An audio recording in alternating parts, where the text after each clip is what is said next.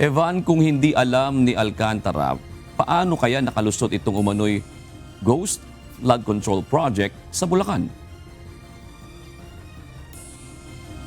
June, ayon sa state witness na si Henry Alcantara, tiwala daw siya dito sa kanyang mga subordinate dahil nagpapasa at pinipirmahan daw itong mga statement of work accomplishments at mga monthly reports at may mga isinasama pang litrato, kaya akala nitong si Alcantara ay nagagawa itong mga proyekto kontra baha sa kanilang distrito. Wala umanong alam ang state witness na si Henry Alcantara na naging ghost o naging maanomalya ang kinontratang flood control project sa Pandi, Bulacan. Yan ang iginiit ng dating Bulacan District Engineer at ngayon state witness sa pagtestigo nito sa Sandigan Bayan 4th Division para sa kasong graft ni na former Senator Ramon Bong Revilla Jr., Bryce Hernandez at iba pang kapwa akusado mula sa Bulacan 1st District Engineering Office. Sa harapan ng mga maestrado, sinabi nito na hinayaan niyang kontratahin ni na Bryce Hernandez at JP Mendoza ang flood control project na nagkakahalaga ng 92.8 million pesos sa Pandi, Bulacan. Kahit hindi naman mga lehitimong kontratista at nanghihiram lang ng lisensya kay Sally Santos ng Sims Construction.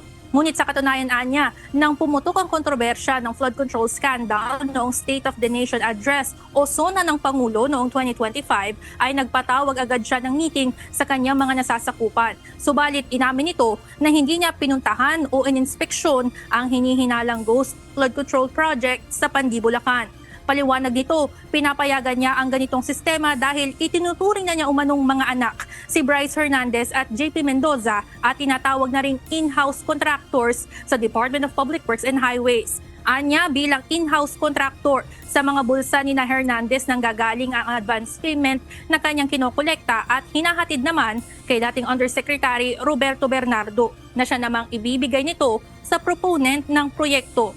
Ayon kay Alcantara, kay Bernardo nang gagaling ang mga utos pagdating sa kickback scheme sa flood control project sa DPWH simula pa noong taong 2021. Noong 2025 anya, iniligay umano sa 4 hanggang 5 kahon ang nakolektang 19 billion pesos na kickback para kay former Senator Ramon Bong Revilla Jr. Galing ang perang ito sa mga advance payment ng mga kontraktor na nanalo sa bidding ng mga proyekto sa DPWH. Paliwanag nito, bagamat alam niya na mali ang kalakarang ito, iginiit niya na sinusunod lamang niya ang utos ng kanyang boss na si Undersecretary Roberto Bernardo.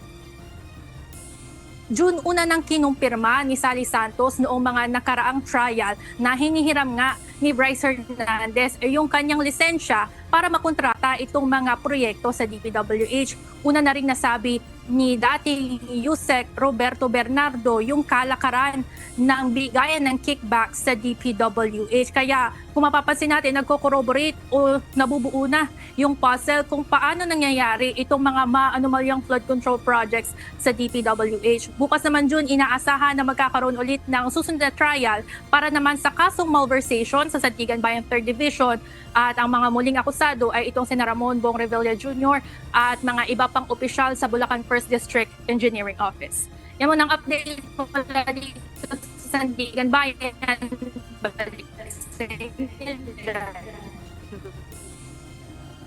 Maraming salamat, Evan Alvarez.